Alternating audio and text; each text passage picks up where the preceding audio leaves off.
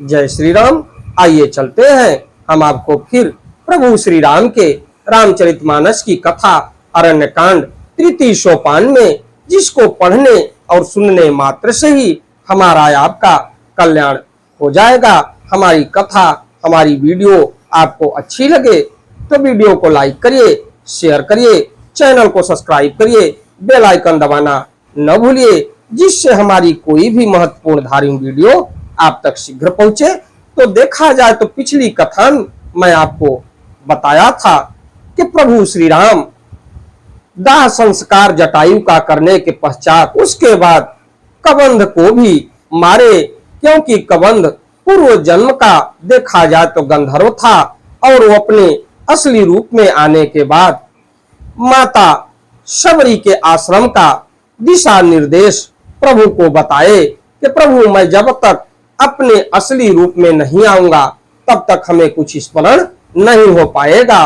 और इधर माता शबरी भी प्रभु का इंतजार करते रही। अपने गुरु के आदेशानुसार यानी मातंग ऋषि शबरी को वचन दिए थे कि तुम यही आश्रम में ही रहना और एक न एक दिन प्रभु से तुम्हारी भेंट अवश्य होगी और इस कुटिया में प्रभु श्री राम के चरण पड़ेंगे। तो ये उसका कार्य पूर्ण हुआ और माता शबरी ने ये मन ही मन सोचा और प्रभु से कहा कि हमारे गुरु का आज कहा हुआ वचन पूरा हुआ। तो प्रभु श्री राम ने शबरी को नवधा भक्ति का गुणगान बता रहे हैं और उसको समझा रहे हैं। तो इस कथा में मैं आगे आपको ले चलता हूं। तो इससे पहले विघ्नों को हरने वाले भगवान गणेश और विद्या की प्रदायिनी मां सरस्वती के श्री चरणों में शीश नवाते हुए विनम्र निवेदन करूंगा कि हमारे देश संसार में जहां भी प्रभु श्री राम के रामचरितमानस की कथा हो रही हो उसे संपन्न करने में अपना पूर्ण योगदान दें। उसके साथ साथ हमारे ऊपर भी अपनी कृपा बनाए रखें कि मैं अपने मुखारबिंदु से प्रभु श्री राम के रामचरितमानस की कथा को जो भी प्रभु श्री राम भक्त प्रेमी हैं उनके तक पहुंचाने का पूर्ण प्रयास करूं और इस कथा को सुन के अपने जीवन को पुण्य के भागी बनाए। तो ओम श्री गणेशाय नमः। ओम श्री जानकी वल्लभो विजयते। तो उसके लिए देखा जाए तो नवम सरल सब सन छल छीना मम भरोस ही हरस न दीना। नौ महु एक जिनके होई नारी पुरुष स चराचर कोई। तो नौवीं भक्ति है सरलता, क्योंकि आठवीं भक्ति तक मैं पिछली वीडियो में आपको बता चुका था। ये नौवीं भक्ति है। तो नौवीं भक्ति है सरलता और सबके साथ कपट रहित बर्ताव करना, हृदय में मेरा भरोसा रखना और किसी भी अवस्था में हर्ष और दैन्य विवाद का न होना। इन नौ में से जिनके एक भी होते हैं वह स्त्री पुरुष जड़ चेतन कोई भी हो सकता है। सोई अतिशय प्रिय भागमिनी मोरे सकल प्रकार भगति दृढ़ तोरे। जोगी वृंद दुर्लभ गति जोई तो कहूँ आज सुलभ भई सोई। हे भामिनी मुझे वही अत्यंत प्रिय है, फिर तुझ में तो सभी प्रकार की भक्ति दृढ़ है। अतएव जो गति योगियों को भी दुर्लभ है वही आज तेरे लिए सुलभ है। ये प्रभु श्री राम माता शबरी को समझा रहे हैं और कह रहे हैं कि हमको तो वही प्रिय है जो हमको भजता है और हमारे भक्त हैं, लेकिन तुम्हारे अंदर तो सभी गुण विद्यमान है, तो तुम तो अत्यंत हमारे लिए प्रिय हो और योगियों को भी दुर्लभ है तुम्हारी भक्ति, वही आज तेरे लिए सुलभ हो गया है। मम दर्शन फल परम अनुपा जीव पाव निज सहज स्वरूपा। जनक सुता कई सुधि भामिनी जानी कौ करी बर गामिनी। मेरे दर्शन का परम अनुपम फल यह है कि जीव अपने सहज स्वरूप को प्राप्त हो जाता है।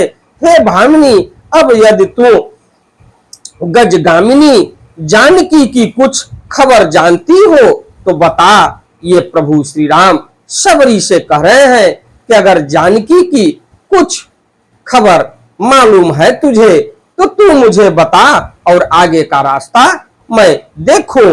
पंपा सरहि जाहु रघुराई तब होई सुग्रीव मिताई। सो सब कही देव रघुबीरा जानतौ पूछौ मति धीरा। तो सबरी ने प्रभु को मार्ग बताया कि पंपा सरोवर नाम का एक नगर है जहां सुग्रीव नाम के एक बानर सेना का सेनाधिपति रहते हैं, तो आपका उनसे मित्रता होगी। तो सबरी ने कहा, हे रघुनाथ जी, आप पंपा नामक सरोवर को जाइए, वहां आपकी सुग्रीव से मित्रता होगी। हे देव, हे रघुवीर, वह सब हाल बतावेगा। हे धीर बुद्धि, आप सब जानते हुए भी मुझसे पूछते हैं। तो सबरी कह रही है कि प्रभु आप तो सब कुछ जानते हैं, फिर भी हमसे पूछते हैं। बार बार प्रभु पद सिरुनाई, प्रेम सहित सब कथा सुनाई। तो बार बार प्रभु के चरणों में सिर नवाकर प्रेम सहित उसने सब कथा सुनाई। तो थोड़े से मैं छंद में आपको ले चलता हूं। कही कथा सकल बिलो की हरि मुख, हृदय पद पंकज धरे। तजि जोग पावक देह हरि पद लीन भई जहाँ नहीं फिरे। नर विविध धर्म अधर्म बहुमत, शोक प्रद सब त्यागहु। विश्वास करि कह दास तुलसी, राम पद अनुरागहु। तो सब कथा कहकर भगवान के मुख के दर्शन कर हृदय में उनके चरण कमलों को धारण कर लिया और योगाग्नि से देह को त्याग कर जलाकर वह उस दुर्लभ हरि पद में लीन हो गई जहां से लौटना नहीं होता। तुलसीदास जी कहते हैं कि अनेकों प्रकार के कर्म अधर्म और बहुत से मत ये सब शोक प्रद हैं। हे मनुष्यों, इनका त्याग कर दो और विश्वास करके श्री राम जी के चरणों में प्रेम करो। ये गोस्वामी तुलसीदास जी कहते हैं।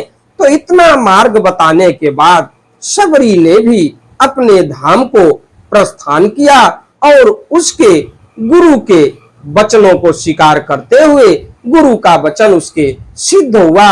यानी मातंग ऋषि का जातिहीन अध जन्म मही, मुक्त किन असी नारी। महामंद मन सुख चहसी, ऐसे प्रभु ही विसारी। तो जो नीच जात की और पापों की जन्मभूमि थी, ऐसी स्त्री भी जिन्होंने मुक्त कर दिया। अरे महाबुद्धि मन, तू ऐसे प्रभु को भूल कर सुख चाहता है? ऐसा नहीं हो सकता। चले राम त्यागा बन सोऊ, अतुलित बल नर के हरि दोऊ। बिरही इव प्रभु करत विषादा, कहत कथा अनेक संवादा। तो श्री रामचंद्र जी ने उस वन को भी छोड़ दिया और वे आगे चले। दोनों भाई अतुलनीय बलवान और मनुष्यों में सिंह के समान हैं। प्रभु बिरही की तरह विषाद करते हुए अनेकों कथाएं और संवाद कहते हैं। लक्ष्मण देखु विपिन कई शोभा, देखत कही कर मन नहीं क्षोभा। नारी सहित सब खग मृग बिंदा, मानहु मोरी करत हहि निंदा। हे लक्ष्मण, जरा वन की शोभा तो देखो, इसे देखकर किसका मन क्षुब्ध नहीं होगा। पक्षी और पशुओं के समूह सभी स्त्री सहित हैं, मानो वे मेरी निंदा कर रहे हो। हम ही देख मृग निकर पराई, मृगी कहीं तुम कह भय नाही। तुम आनंद करहु मृग जाए, कंचन मृग खोजन ए आए। हमें देखकर जब डर के मारे हिरणों के झुंड भागने लगते हैं, तब हिरनियां उनसे कहती हैं, तुमको भय नहीं है, तुम तो साधारण हिरणों से पैदा हुए हो, अतः तुम आनंद करो। ये तो सोने का हिरण खोजने आए हैं। देखिए, हिरण भी जो भागते फिर रहे हैं वो भी आपस में बात कर रहे हैं कि आप मत डरो, आप तो स्वच्छंद विचरण करो, ये तो सोने के हिरण खोज रहे हैं उसको मारने के लिए। यानी मारीच की कथा अगर देखी जाए तो स्वर्ण मृग के रूप में ही मारीच की मृत्यु हुई, उसे बाण लगा। तो वो कह रहे हैं कि ये तो दोनों लोग सोने के मृग को खोज रहे हैं। संग लाई करनी कर ले ही, मानहु मोहि सिखावनु देहि, शास्त्र सुनचित पुनि पुनि देखिय, भूप सुसेवित बस नहीं लेखिय। हाथी हाथियों को साथ लगा लेते हैं, वे मानो मुझे शिक्षा देते हैं कि स्त्री को कभी अकेला नहीं छोड़ना चाहिए। भली भांति चिंतन किए हुए शास्त्रों को भी बार बार देखते रहना चाहिए। अच्छी तरह सेवा किए हुए भी राजा को बस में नहीं समझना चाहिए। राखिया नारी जदपि उरमाही, जुबुति शास्त्र नृपति बस नाही। देखहु तात बसंत सुहावा, प्रियाहीन मोहि भय उपजावा। और स्त्री को चाहे हृदय में ही क्यों न रखा जाए, परंतु युवती, स्त्री, शास्त्र और राजा किसी के बस में नहीं रहते। हे तात, इस सुंदर बसंत को तो देखो, प्रिया के बिना मुझको यह भय उत्पन्न कर रहा है। इसी के साथ मैं अपनी वाणी को विराम देते हुए अगली कथा में मैं आपसे फिर मिलता हूँ। हमारी वीडियो, हमारी कथा आपको अच्छी लगे तो वीडियो को लाइक करिए, शेयर करिए, चैनल को सब्सक्राइब करिए, बेल आइकन दबाना न भूलिए, जिससे हमारी कोई भी महत्वपूर्ण धार्मिक वीडियो आप तक शीघ्र पहुंचे। आपका दिन मंगलमय हो। अगली कथा में मैं आपसे फिर मिलता हूँ। वानर राज सुग्रीव और प्रभु श्री राम की मित्रता की कथा को लेके। तो चलते चलते एक बार प्रेम से बोलिए, प्रभु श्री राम की जय हो, प्रभु श्री राम की जय हो, प्रभु श्री राम की जय हो।